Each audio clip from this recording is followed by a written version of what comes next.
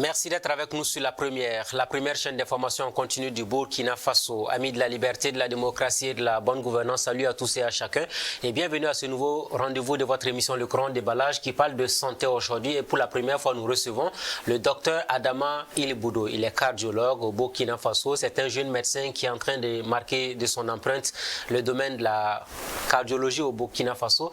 Docteur Iliboudo, bonsoir. Oui, bonsoir, monsieur Drago. Bienvenue sur le plateau de l'émission Le Grand Déballage. La question classique qu'on pose à tous nos invités, comment vous allez côté santé et famille? Je vais très bien, ainsi qu'au niveau de la famille, tout se passe bien. Merci pour cette attention. Est-ce que vous les médecins aujourd'hui, quand il fait très chaud, parce que quand on est dans les périodes du mois d'avril, mai, juin, c'est des périodes assez difficiles au Burkina, est-ce que vous êtes suffisamment consultés, sollicités?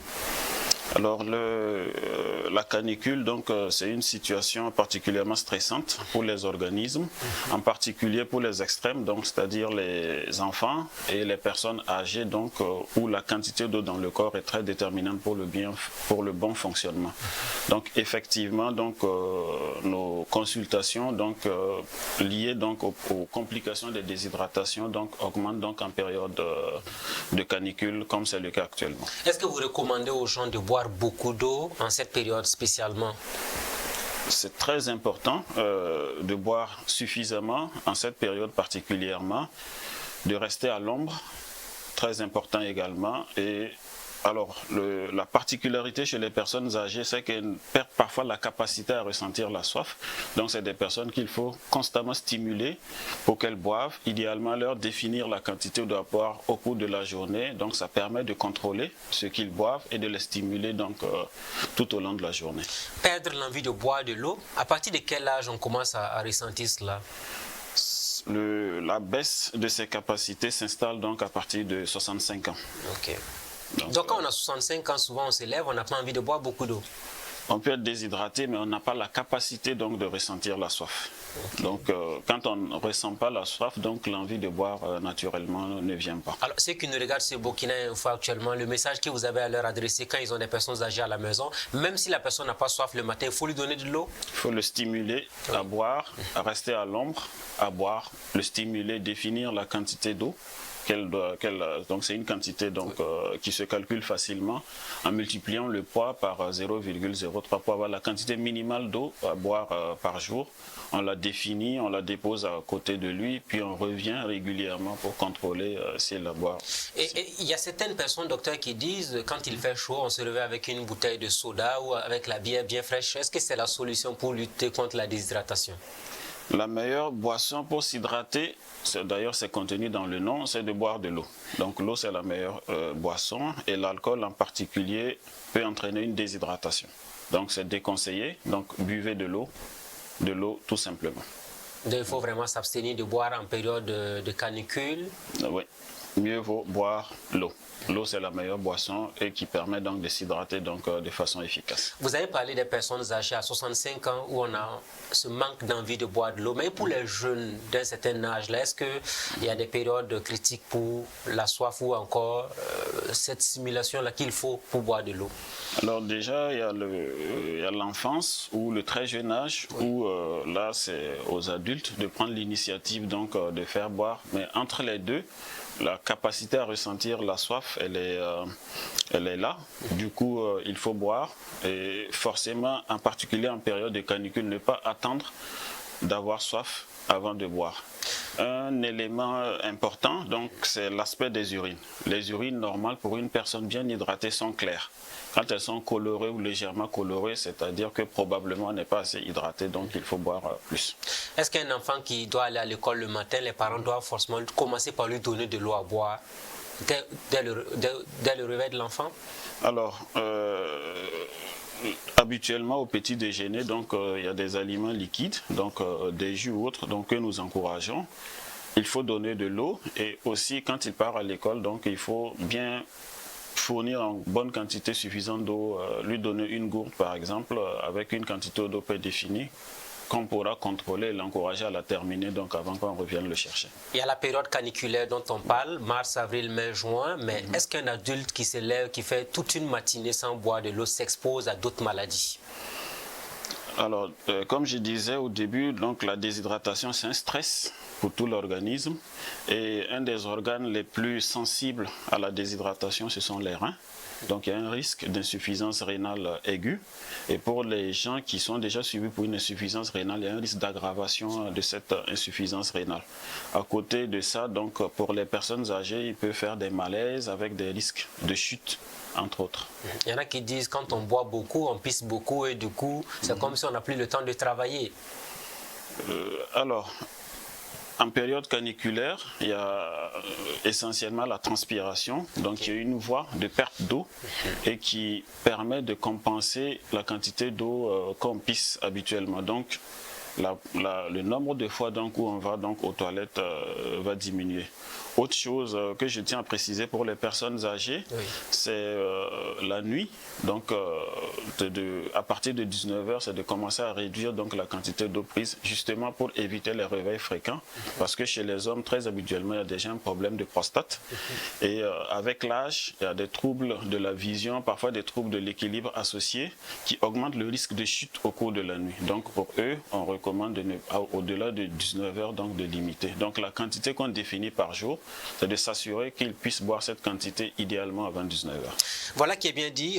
La période caniculaire, justement, il y a un autre élément au-delà donc de la déshydratation, c'est le manque de sommeil suffisant. Parce que tout le monde vous dit, je ne dors pas assez quand il fait chaud. Vous venez de rentrer de Dakar au Sénégal, où vous avez participé à une formation sur l'apnée du sommeil. Est-ce que ça, c'est un problème qui prend de l'ampleur dans nos sociétés? Alors déjà, l'apnée du sommeil, donc ça correspond à des pauses de la respiration, des pauses involontaires de la respiration au cours du sommeil, qui très souvent est lié donc à une réduction, voire un collapsus total des voies respiratoires supérieures, ce qui entraîne une pause de la respiration avec une baisse de l'oxygénation du sang, ce qui est un stress donc pour tout l'organisme. Et à côté, pour que la respiration soit relancée, il faut que le cerveau se réactive.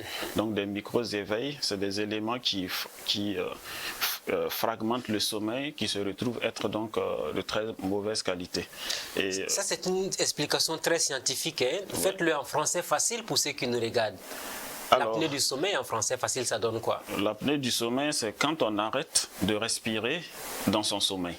Ah, arrêter de respirer dans son sommeil, ça peut arriver? Pendant au moins 10 secondes, ça arrive et c'est assez fréquent d'ailleurs et c'est un gros problème majeur de santé publique actuellement.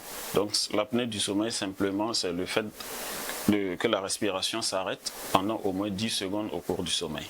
Et comment le savoir? Comment on peut ressentir à un moment donné qu'on ne respire pas la nuit? Alors habituellement donc c'est le partenaire de lit qui va remarquer des ronflements forts, des pauses au cours de la respiration, enfin des pauses respiratoires donc au cours du sommeil, et la personne se réveille très souvent fatiguée dès le matin, des maux de tête, une fatigue importante au cours de la journée, une somnolence, il y a des troubles de mémoire, des difficultés pour se concentrer, des troubles de la libido.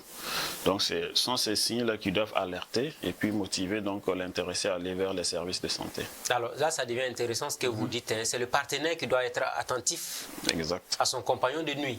Tout à fait. Ça veut dire quoi? Si la personne ronfle d'habitude et qu'elle arrête de ronfler, vous devez vous inquiéter, ou bien, mais si la personne ne ronfle pas justement, comment savoir que la personne arrête de respirer la nuit ou qu'elle est perturbée au niveau du sommeil?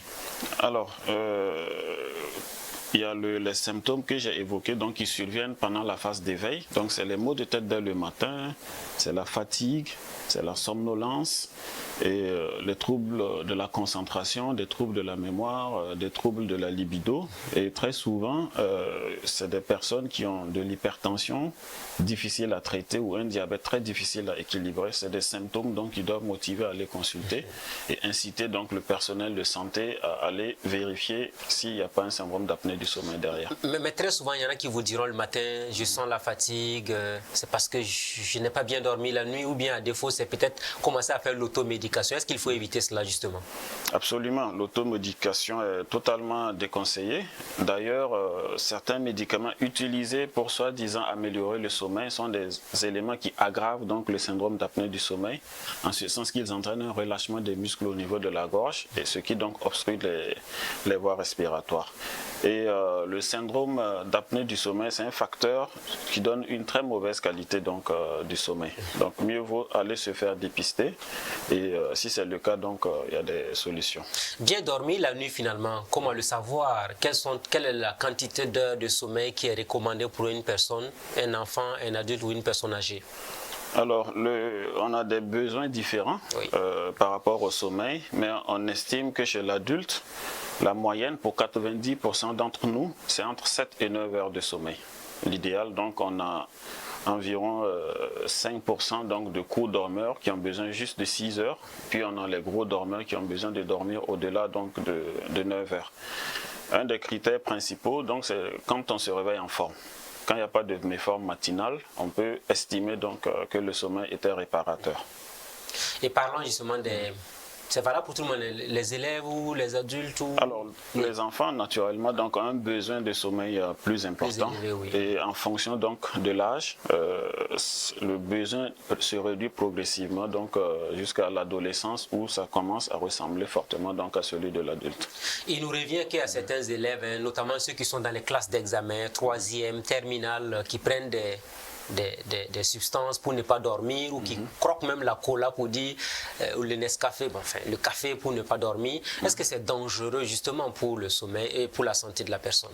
Alors déjà, la raison pour laquelle ces substances sont prises, donc elle sera, donc quand on prend pour être plus performant, ça va plutôt avoir l'effet inverse, parce que pour bien mémoriser et pour que le cerveau réorganise toutes les informations qu'il reçoit au cours de la journée, c'est pendant le sommeil. Ouais.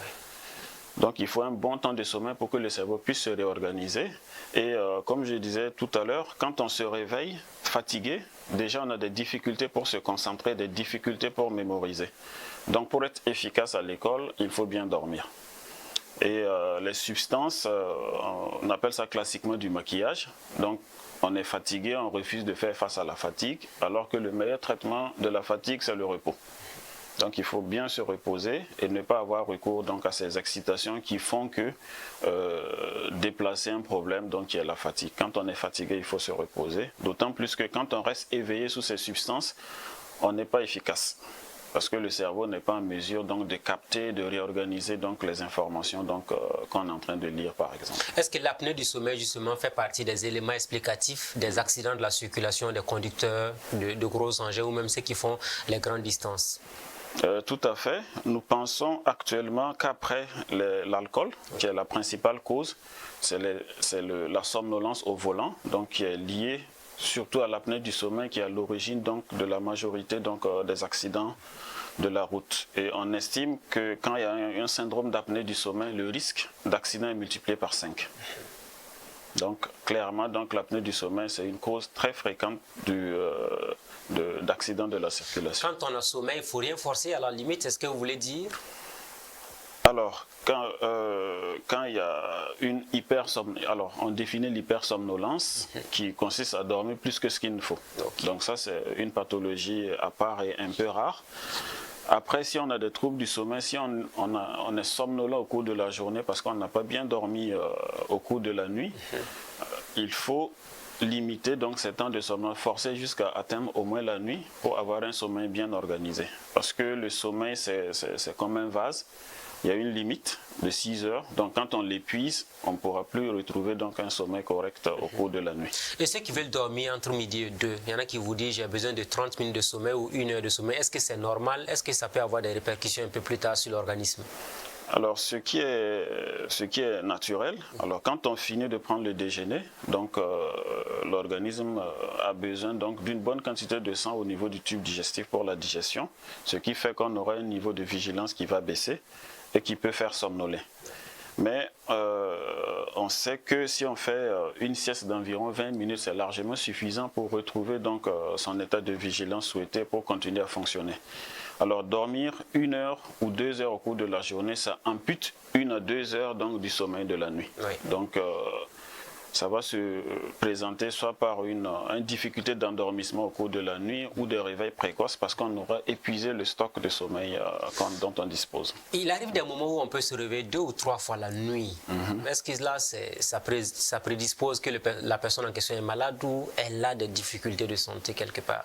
Alors, il faut savoir que le sommeil évolue par cycle. Okay. Donc, il y a des cycles qui durent entre 70 et 90 minutes. Okay. Et à la fin de chaque cycle, on se rapproche donc de l'état d'éveil. Donc, il se peut qu'au bout de chacun des cycles, effectivement, donc, la personne ait un réveil inconscient, mais elle doit pouvoir se rendormir immédiatement. Donc, c'est pathologique et anormal donc, quand le rendormissement devient difficile. Donc, ça peut être tout à fait normal de se réveiller, de faire de petits réveils au cours de la nuit et de se rendormir. C'est pas mauvais pour la santé?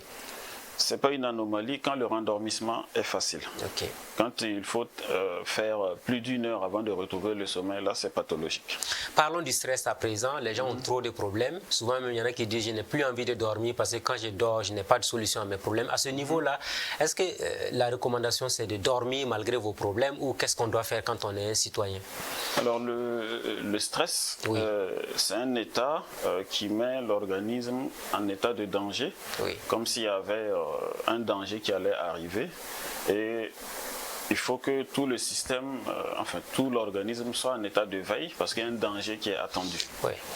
Donc, dans ces situations, naturellement, c'est difficile de trouver le sommeil, quelle que soit la bonne volonté. Ce qui pourrait être fait, c'est d'essayer de contrôler ce stress, par un certain nombre d'exercices de relaxation, par exemple, avant d'aller dormir. Et clairement, quand on est stressé, on est tendu physiquement, l'organisme n'est pas prêt pour amorcer la phase de repos qu'est le sommeil. Donc, c'est trouver des exercices de relaxation qui vont mettre l'organisme en condition pour dormir. Mais c'est important de dormir pour pouvoir bien fonctionner le lendemain. Voilà qui est bien dit. Il y a un élément que vous avez abordé. Je sais que les citoyens qui nous regardent sur Burkina Info seront intéressés d'avoir votre réponse là-dessus. Vous avez parlé de troubles de la libido. Les citoyens ont beaucoup de penchants à ce niveau-là. Ne pas dormir peut avoir des perturbations sexuelles pour l'individu. Mais qu'est-ce que ça peut avoir comme conséquence? Absolument. Quand le cerveau ne se repose pas la nuit, en particulier au cours du syndrome d'apnée du sommeil, il n'y a pas de repos. Donc, comme il y a des micro-réveils qui se font, il y a une baisse d'oxygénation. C'est-à-dire que le cerveau, il s'oriente au cours de la journée repos. Il est fatigué, il ne se repose pas, il veut se reposer. L'activité sexuelle ou la libido, on va dire que c'est des activités un peu secondaires pour le cerveau qui font qu'elle va essayer de les mettre de côté et se focaliser sur son besoin principal qui est de se reposer. Donc, les troubles de la libido sont très fréquents au cours du syndrome d'apnée du sommeil. Il y a de la dépression carrément aussi qui est un gros facteur de baisse de la libido, qui est décrit parmi les complications et les symptômes du syndrome d'apnée du sommeil. Ça se ressent plus chez l'homme que chez la femme ou bien ce sont les deux sexes? Alors la libido, c'est l'envie, l'envie d'avoir des relations sexuelles, au niveau des deux sexes, oui. Donc c'est tout à fait à peu près au même niveau. Sachant que l'apnée du sommeil elle est relativement moins fréquente chez la femme que chez l'homme. Donc ce sont les hommes qui sont les plus exposés à l'apnée du sommeil par rapport à la faiblesse sexuelle. Tout à fait. Oui. Alors il faut différencier la faiblesse sexuelle de la libido. La libido, c'est l'envie, l'envie même de vouloir faire le rapport sexuel. Et la faiblesse sexuelle, je pense que ça correspond aux difficultés d'avoir une érection suffisante. Donc les deux sont différents. Donc l'érection peut ne pas être affectée, mais c'est l'envie d'aller faire le rapport sexuel qui peut être impacté, et c'est ça la libido. Est-ce que la performance sexuelle d'un homme est relative un peu à la qualité de son sommeil? Tout à fait. Quand on dort bien, tout l'organisme fonctionne très bien. Okay. Quand on ne dort pas assez, tout l'organisme va trouver des difficultés. Donc on a évoqué le problème de libido. Oui. Et par rapport à l'apnée du sommeil, il y a certains troubles, dont notamment l'hypertension artérielle, qui peut être déclenchée par l'apnée du sommeil. Et l'hypertension artérielle est un facteur de baisse de performance ou de capacité érectile. Qui est connu.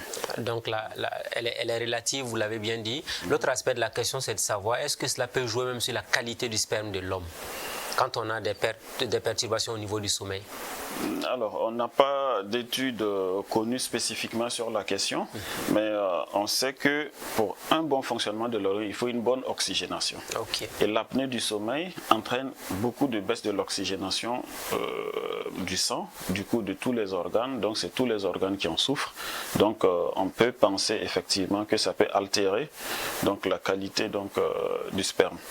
Autre chose intéressante à préciser, c'est que on commence à remarquer qu'il y a certains troubles de la fertilité chez la femme qui sont liés au syndrome d'apnée du sommeil. Ah oui, chez la femme. Chez la femme. Pourtant, vous avez dit tout à l'heure que les hommes étaient plus exposés que les femmes. Tout à fait. Oui. Donc, quand on a commencé à le remarquer, donc les femmes qui font l'apnée du sommeil, donc elles ont parfois donc des troubles de la fertilité.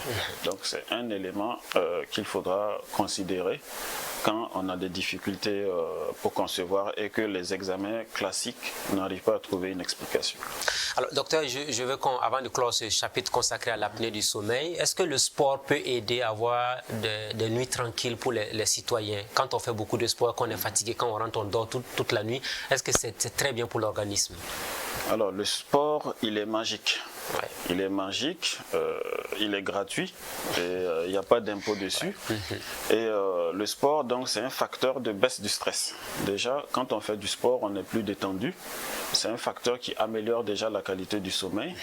Et au niveau du syndrome d'apnée du sommeil, le poids, donc l'obésité, est un gros facteur donc, qui entraîne le syndrome d'apnée du sommeil. Et on sait que le sport donc, est un facteur de baisse du poids.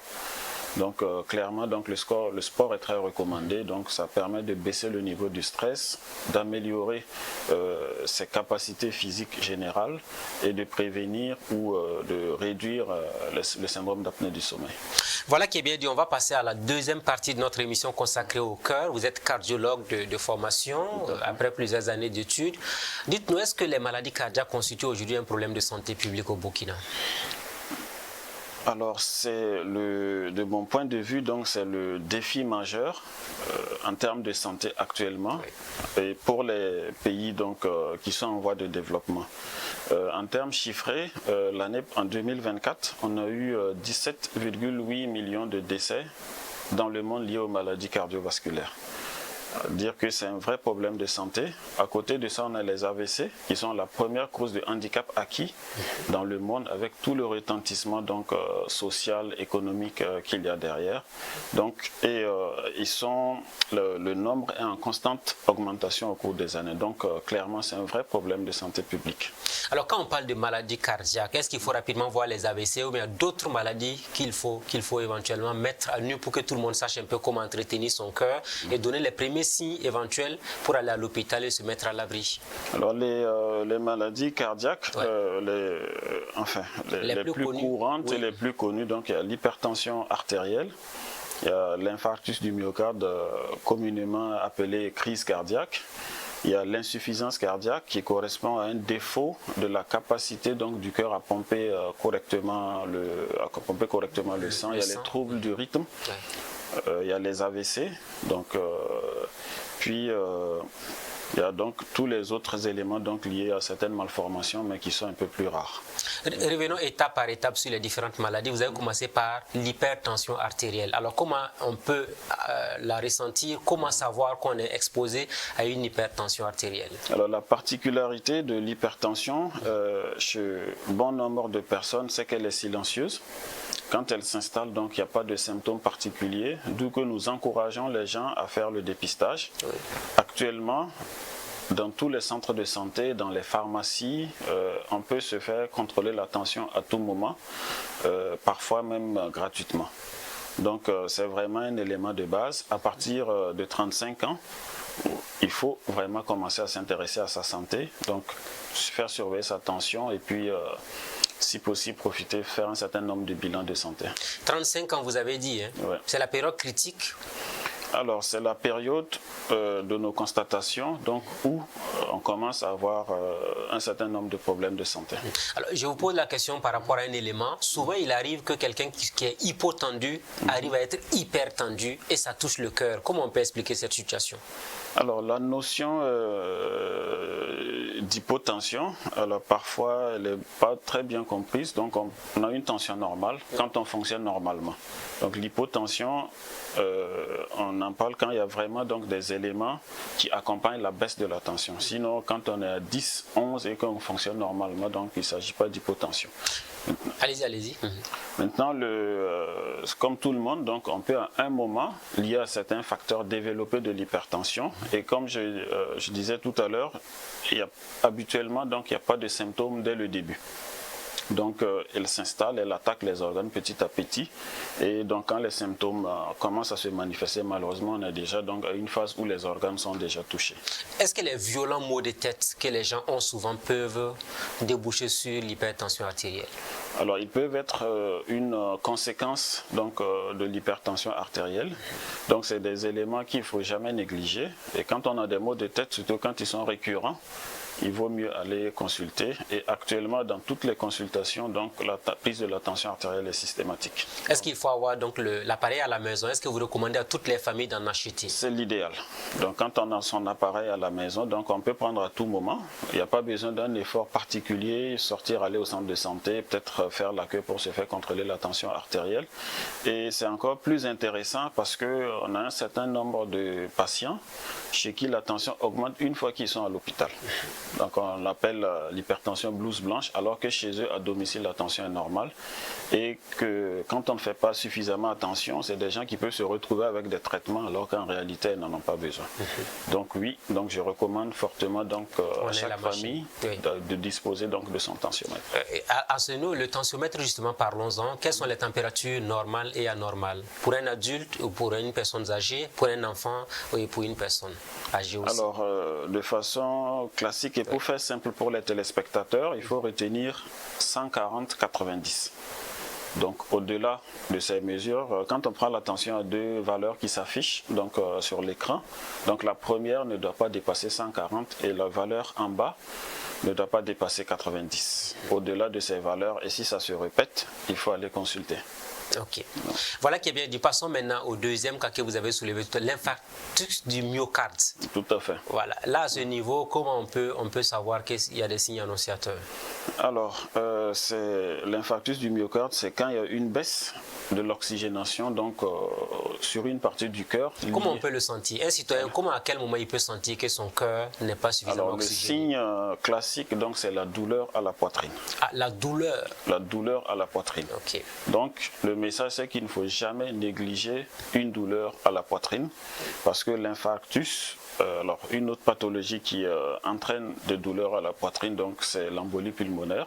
Que ce soit les deux, le temps de prise en charge est très déterminant donc, pour la survie de la personne. Donc s'il y a une douleur thoracique, il faut rapidement se rendre à l'hôpital et puis se faire prendre en charge rapidement. C'est la douleur thoracique le maître symptôme. Il y a des moments où la personne marche, elle a un petit choc. Elle dit non, ça va passer. On lui dit il faut t'asseoir, après ça passe et puis il faut aller à la maison. Donc à ce niveau, il faut aller directement à l'hôpital quand on a des douleurs qui se manifestent à l'effort, c'est encore une raison de plus pour aller donc vers les services de santé. Donc le message, c'est vraiment ne jamais négliger une douleur à la poitrine parce que ça peut aller très vite. Et quand on a mal à la poitrine, il faut se rendre très rapidement donc, dans un centre de santé. On a parlé de l'hypertension artérielle, on a parlé de l'infarctus. Parlons à présent donc des accidents, c'est ça, vasculaires cérébraux. Tout à fait. Voilà, cet accident-là, les AVC justement, parlons-en. On a l'impression que tout le monde peut en avoir aujourd'hui. À un moment donné, on disait que c'est quand vous êtes un insuffisant rénal, vous avez telle maladie que votre cœur peut lâcher.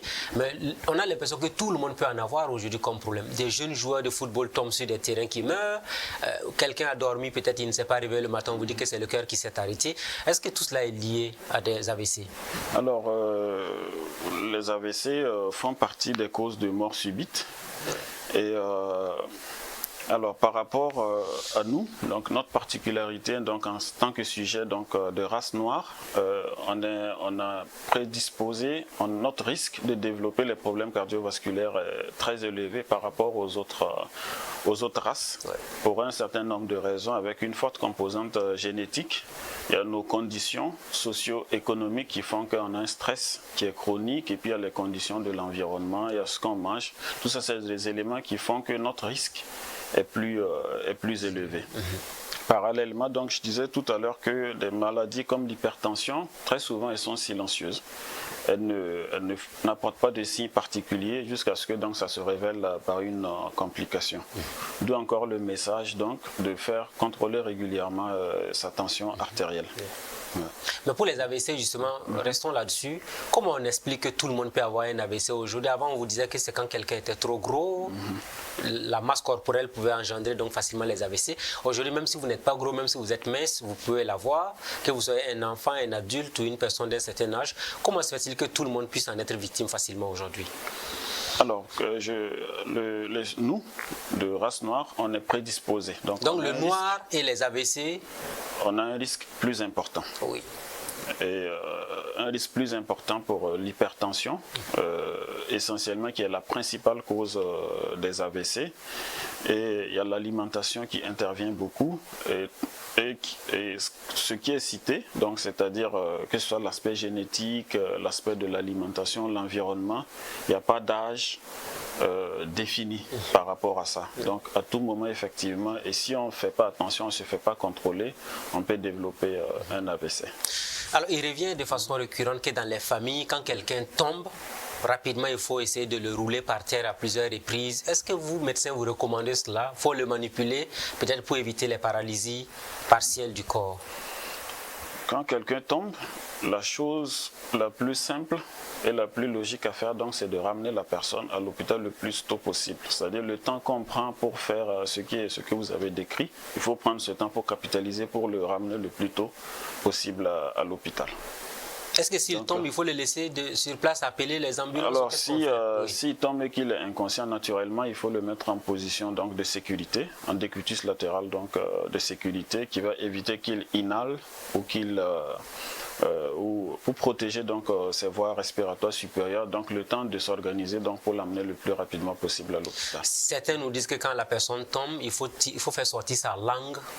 Ce débat-là aussi, ça revient de façon récurrente. Qu'est-ce qu'il faut faire? Quelle est la meilleure attitude à adopter? Il faut vérifier donc, qu'il n'y a pas une obstruction donc, au niveau de ses voies respiratoires, puis mettre la personne simplement donc, en décubitus latéral de sécurité quand elle respire. Quand elle ne respire pas, donc là, c'est le massage cardiaque qu'il faut débuter. Est-ce que le citoyen ordinaire est appelé à faire un massage cardiaque? Alors, il y a des formations donc, qui se font et tout individu devrait pouvoir faire ces formations et être en mesure de prendre en charge donc, ce type de malaise. Mais déjà, de façon pragmatique, qu'est-ce qu'on fait? Quelle est la partie de la poitrine qu'il faut appuyer quand vous avez quelqu'un qui est dans cette... Il faut appuyer donc, au tiers inférieur donc, de la poitrine, donc, avec les deux mains et pousser régulièrement, donc faire des compressions régulières. Alors si vous êtes dans cette situation, veuillez toujours vérifier qu'il y ait une personne qui sait bien le faire dans l'entourage et confier donc les devants à cette personne, parce que quand c'est mal fait, c'est inefficace, et dans ces situations, 1 minute de perdu, donc voilà, c'est un gros risque de décès. Expliquez-nous maintenant, docteur, quand quelqu'un tombe, on dit que c'est le cœur qui a failli lâcher ou le cœur qui a été touché rapidement, le cerveau est également touché. Comment se fait la corrélation entre ces deux parties du corps? Alors, le cœur, c'est la pompe, oui. Donc c'est lui qui reçoit le sang oxygéné pour l'envoyer au niveau des différents organes, donc, pour assurer donc, leur fonctionnement. Quand le cœur s'arrête, donc la circulation du sang s'arrête et du coup le cerveau par exemple se retrouve privé de sang, donc son fonctionnement va se retrouver très compromis. Donc c'est la relation et c'est idem donc pour l'ensemble des organes. Mais pourquoi les AVC laissent autant de cicatrices? Souvent une partie du corps est paralysée, le visage même souvent peut être déformé. Comment on peut expliquer cette situation? Alors au niveau du cerveau, donc il y a des zones qui contrôlent la motricité. Par exemple, quand vous décidez, vous dites que vous voulez soulever votre main, donc c'est une décision qui est prise et qui est transmise à la main à travers un certain nombre de circuits, on va dire électriques. quand l'AVC survient, donc l'AVC c'est un problème de vascularisation ou d'apport en oxygène donc, sur certaines zones du cerveau. Quand ces zones sont touchées, naturellement, ça sera difficile donc d'aboutir à la capacité de pouvoir élever la main. Donc c'est ça qui explique le fait qu'on peut garder, quand la prise en charge n'a pas été faite précocement, qu'on peut garder donc des séquelles. Je tiens à préciser que le temps est important, que ce soit pour la crise cardiaque ou l'embolie pulmonaire ou l'AVC, donc les situations qui entraînent le décès, le temps de réaction est très important.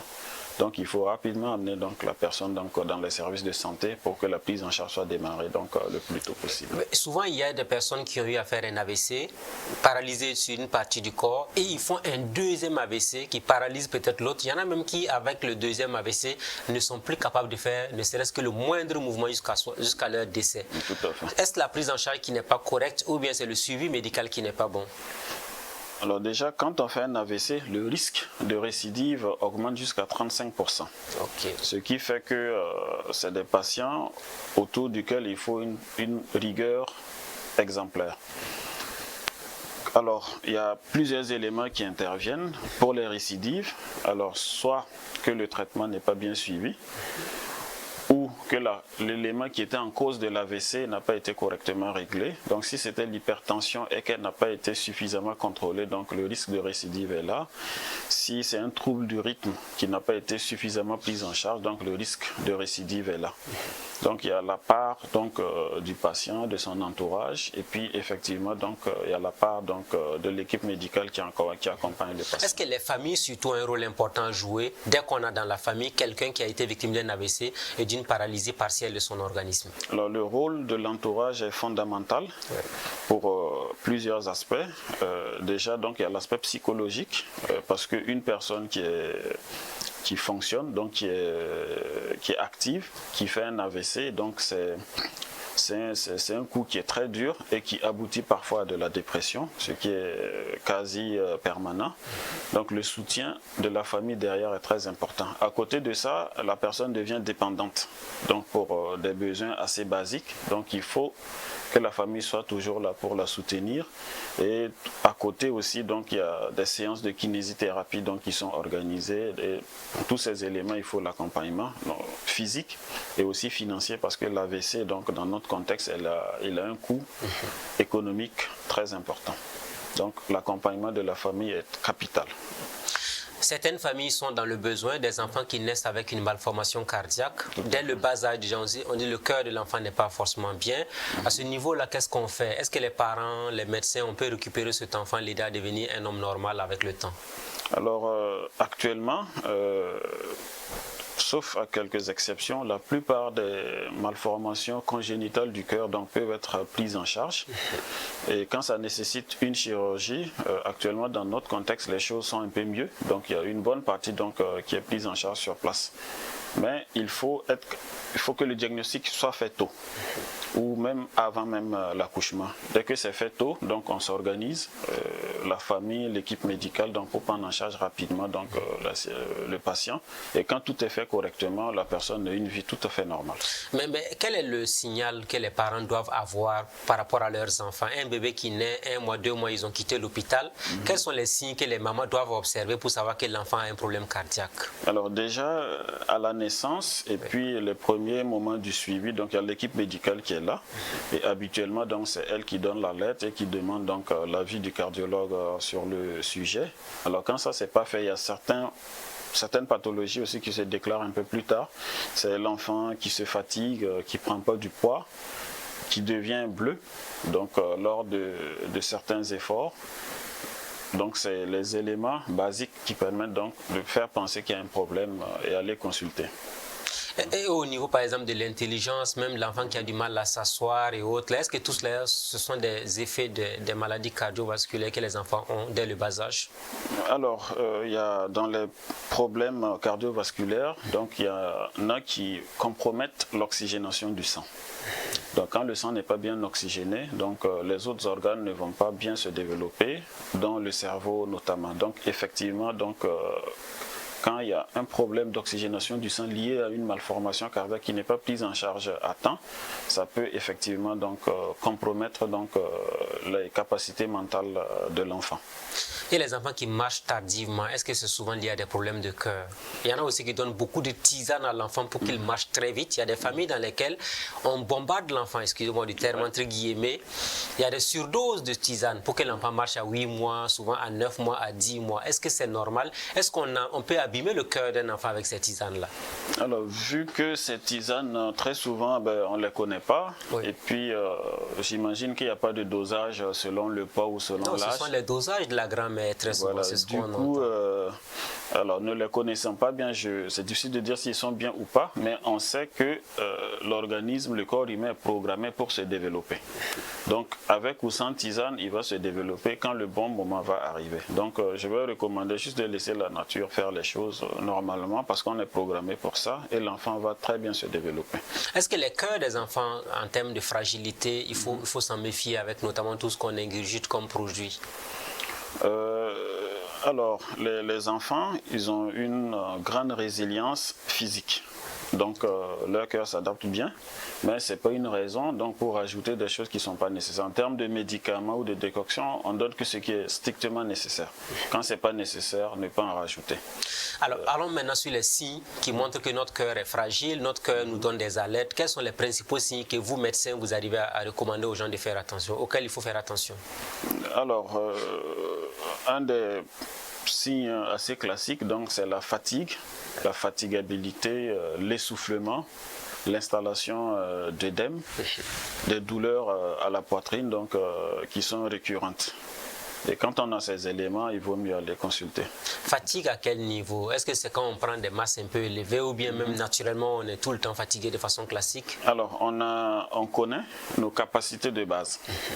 Donc, quand on constate que notre capacité à faire face à certains efforts qu'on faisait avant a baissé brutalement, donc c'est un signe d'alerte. Et quand il y a une prise de poids importante avec des œdèmes, ça doit être un signe d'alerte.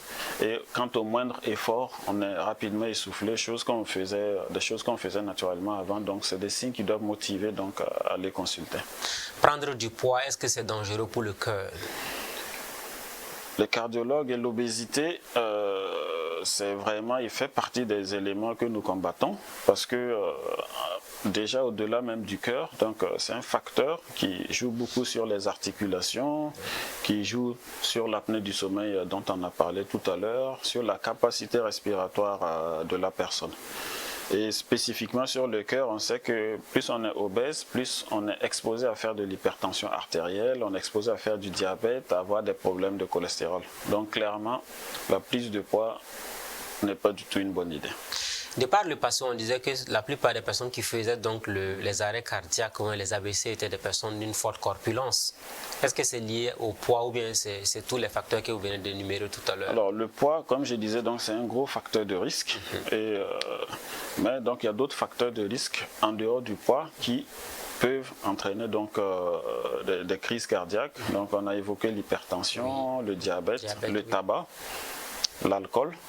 Donc, c'est les facteurs de risque classiques qui augmentent le risque de faire des problèmes cardiovasculaires, dont l'infarctus du myocarde. Alors, revenons justement sur ces éléments dont vous avez cité tout à l'heure, le tabac et l'alcool. Ça revient de façon récurrente. On a l'impression que c'est l'ennemi juré du corps, le tabac et l'alcool. Ce sont les deux ennemis jurés du corps. Alors, le tabac, parce qu'il entraîne une inflammation dans la plupart des tissus, y compris au niveau des vaisseaux sanguins. Et on sait que les vaisseaux sanguins sont partout, que ce soit au niveau du cœur, du cerveau, au niveau des reins, et quand ils sont inflammés, ils ont tendance à se boucher, donc à réduire leur calibre, et une fois que ça se bouche, si c'est au niveau du cerveau, c'est l'AVC, si c'est au niveau du cœur, c'est la crise cardiaque, si c'est au niveau des reins, c'est le début de l'insuffisance rénale, sans compter les problèmes directement au niveau du poumon, tels que les troubles respiratoires liés au tabac, et l'élément de base, c'est l'inflammation que ça entraîne. C'est une inflammation donc, qui attaque quasiment toutes les parties du corps. Donc fumer régulièrement, ça veut dire qu'on détruit progressivement son cœur. Tout à fait.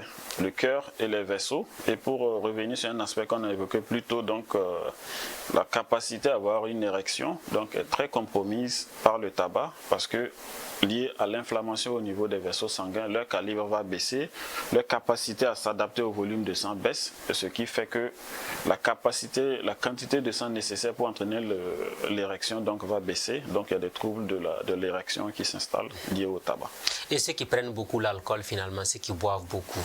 Alors l'alcool, il est nocif pour le cœur directement parce qu'il a une toxicité directe sur le cœur. Il attaque directement le cœur. On a des cas d'insuffisance cardiaque liés uniquement à la prise d'alcool. Il attaque aussi les vaisseaux sanguins en réduisant donc leur capacité d'adaptation au volume. L'alcool entraîne une rétention d'eau et de sel qui augmente la tension artérielle.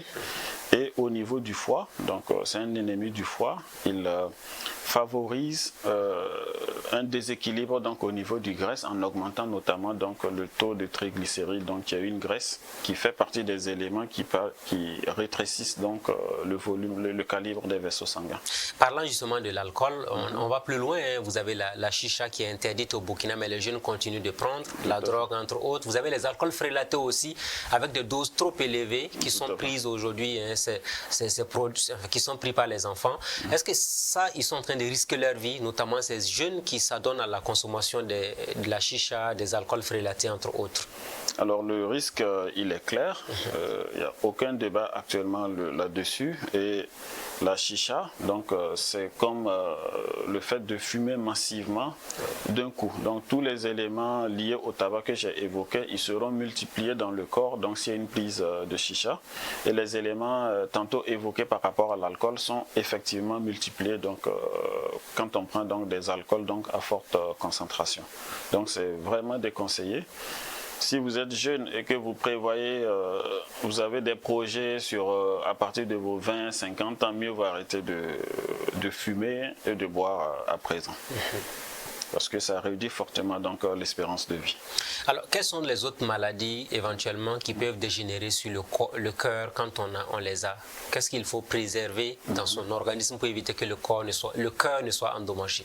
Alors, il y a une triptyque, on va dire, qui consiste à bien manger, bien dormir et bien bouger. Okay. Donc c'est les éléments qui permettent de préserver une bonne santé, pas seulement cardiaque, mais une bonne santé générale. Donc bien manger, c'est d'avoir une alimentation diversifiée, donc en fruits et légumes, donc ils vont apporter des antioxydants, des vitamines, prendre des céréales plutôt complètes, comme le riz complet, le riz brun, le pain complet, et éviter pour les céréales classiques d'enlever le sang. Mieux vaut donc les consommer donc, de façon naturelle, parce qu'une fois raffinés, leur apport en glycémie augmente et ça c'est nocif pour l'organisme.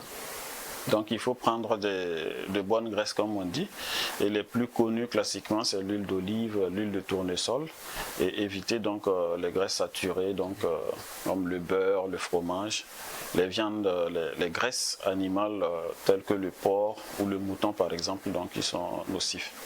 Et puis bon, il y a des protéines que nous recommandons, donc c'est la volaille, le poisson, le haricot, les lentilles, donc qui sont des éléments qui apportent une meilleure santé. Alors parlons du sport à présent. Courir tous les jours, il y en a qui refusent de le faire. Dès qu'ils ont un AVC maintenant, vous allez les voir tout le temps en train de se débrouiller pour marcher. Ouais. Vous, en tant que cardiologue, vous dites quoi? Est-ce que tout le monde doit faire l'effort de courir chaque jour, bien de marcher au moins? Est-ce qu'il y a des distances requises qui sont recommandées? Alors, l'activité physique, déjà, elle doit être diversifiée. Il faut faire donc de l'endurance pour le système cardiovasculaire, faire du renforcement musculaire pour maintenir sa masse musculaire et puis des exercices de flexibilité et d'équilibre. Donc il faut être capable donc de jongler tout ça pour maintenir une bonne forme physique. Ce qu'on recommande de façon basique, c'est d'avoir au moins 45 minutes d'activité physique. Par jour ou bien par semaine? Par jour. Par jour. Par jour. Donc on peut le convertir en heures par semaine, mais l'idéal donc c'est de l'avoir par jour. Et c'est pas forcé d'avoir une activité organisée, donc on peut profiter du service. Il y a des escaliers, donc les prendre dès que possible. On peut garer son véhicule ou sa moto loin pour gratter donc quelques minutes d'activité physique. Et sans oublier, donc, il faut parallèlement penser à faire du renforcement musculaire, jouer sur sa flexibilité et puis son équilibre. Est-ce que sortir courir pratiquement très souvent, comme on le voit dans la rue, c'est quelque chose que vous recommandez fortement à l'ensemble des citoyens? Alors, il y a des âges où on va recommander donc d'aller un peu, d'aller mollo, on va dire. Et il y a le contexte aussi qui entoure la pratique de ce sport-là. Si on est âgé et qu'on fait le sport, par exemple, à l'extérieur, si l'éclairage n'est pas OK, donc il y a des risques de chute, il y a des risques d'accident.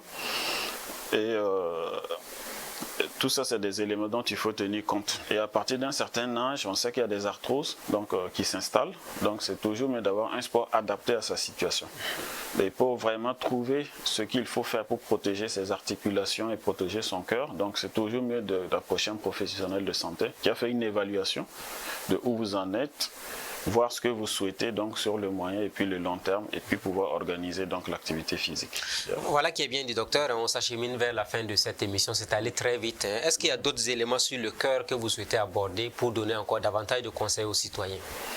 Alors, j'ai évoqué tantôt donc la typtique, il faut bien manger. Il faut faire très attention à ce qu'on mange. Donc avoir une assiette colorée, ne pas manger très salé, ni trop sucré, et choisir donc les bonnes huiles ou les bonnes graisses qu'on consomme. Il faut bien bouger, donc avoir une activité physique régulière, et il faut bien dormir, il faut soigner son sommeil et faire très attention à ce qui se passe autour du sommeil. Voilà qui est bien dit. Docteur Il Boudo, j'aimerais quand même qu'on ouvre un chapitre consacré à la formation de médecin. Vous êtes un cardiologue. Vous avez fait combien d'années d'études pour être cardiologue aujourd'hui? Alors, le schéma classique, donc on fait la médecine générale. 7 ans ou 8 ans, parce qu'il y a toujours 1 an donc, pour la thèse. Puis pour la spécialisation en cardiologie, c'est 4 ans. Donc on va dire 12 à 13 ans. Donc, et vous avez fait la spécialisation du côté du Maroc, hein, c'est ça? Tout à fait. Voilà. Alors donc après le bac, donc j'ai eu la bourse, donc je suis parti, j'ai fait la médecine générale. Donc à partir de la 5e année, il y a un concours qui est le concours d'internat pour devenir interne des hôpitaux et qui permet donc de mieux organiser donc sa spécialisation et qui dure 2 ans. Donc pendant 2 ans, j'ai pu, vu que j'avais déjà prévu de faire la cardiologie, j'ai pu approfondir donc certains aspects pour pouvoir attaquer donc la spécialisation en toute sérénité. La médecine interne, justement, on a l'impression que c'est de touche à tout. Hein. Généralement, ils arrivent à toucher à tous les segments de la maladie du corps. Oui, alors la médecine interne, donc c'est une spécialité qui s'intéresse effectivement donc aux pathologies qui touchent plusieurs organes à la fois. Nous, par exemple, en cardio, on est plus cantonné donc sur la sphère, les vaisseaux et puis le cœur. Donc, par exemple, les néphrologues, c'est le rein. Oui. Il y a des maladies qui peuvent toucher donc différents organes à la fois. Et effectivement, donc les médecins internés sont ceux qui sont au centre et qui peuvent prendre en charge ce type de maladie. Les jeunes qui nous regardent, ils sont peut-être nombreux, les étudiants ou les élèves qui sont en classe de terminale, qui veulent être des médecins comme vous. Est-ce que vous avez des conseils à leur donner? Parce que les médecines, on dit que c'est trop long et c'est fatigant à la fois et compliqué. Alors, ce que j'ai à dire, si vous aimez, si vous êtes passionné par la médecine, ça va très vite passer et ça ne sera pas du tout difficile. Par contre, quand on n'aime pas, ça va être douloureux, ça va être long. Donc, le message, c'est si vous aimez, il ne faut pas hésiter, donc il faut y aller. Donc, ça va très bien se passer, vous allez aimer. Et c'est un métier donc, qui est gratifiant, on va dire, dans la mesure où on rend service et puis on le voit donc quand on rend service à ses contemporains. Mais après, on dit aussi que les médecins ne sont pas forcément les mieux lotis malgré la fonction publique hospitalière. Oui, alors la fonction publique n'est pas la seule option. Déjà, donc, quand on est médecin, donc, on a plusieurs possibilités, dont notamment donc, le secteur privé. et qui d'ailleurs, je pense, va commencer à intéresser de plus en plus les jeunes parce que j'ai compris qu'au niveau de la fonction publique, le recrutement n'est plus automatique. Et je pense aussi que ça va s'améliorer. Maintenant, très important à préciser, c'est que quand on fait la médecine pour être riche, c'est vraiment pas la meilleure option. Donc, il faut avoir des valeurs d'altruisme, d'empathie, donc avant d'aller vers la médecine, et puis bon, le reste, ça pourra venir après.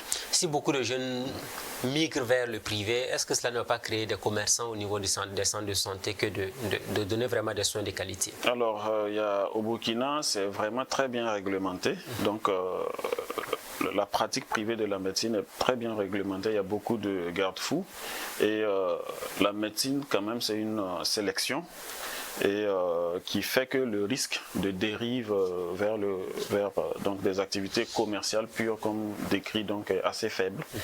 Mais je ne dis pas que ça n'existe pas. Vous avez décidé de travailler un peu dans les hôpitaux publics et puis finalement vous avez dit clairement je vais dans le privé. Pourquoi ce choix-là? Alors, je n'ai pas travaillé dans le public, donc dès mon retour donc, des études, donc l'idée donc c'était de faire du privé uniquement, parce que étant au Maroc, voilà, c'est le privé donc qui porte donc les médecins, et c'est au niveau du privé donc on a la latitude de développer facilement beaucoup de choses. Donc je suis venu avec cette idée de faire que du privé et puis de faire avancer donc les choses à ma manière. Est-ce qu'il faut dire aujourd'hui qu'on peut mettre fin aux évacuations sanitaires qui nous coûtent beaucoup d'argent? Est-ce qu'on a toutes les compétences chez nous pour faire le travail? Il y a beaucoup d'efforts, il faut le reconnaître, qui sont faits. Actuellement, pour ce qui était classiquement donc, des motifs d'évacuation sanitaire, c'était les cancers et les problèmes cardiovasculaires.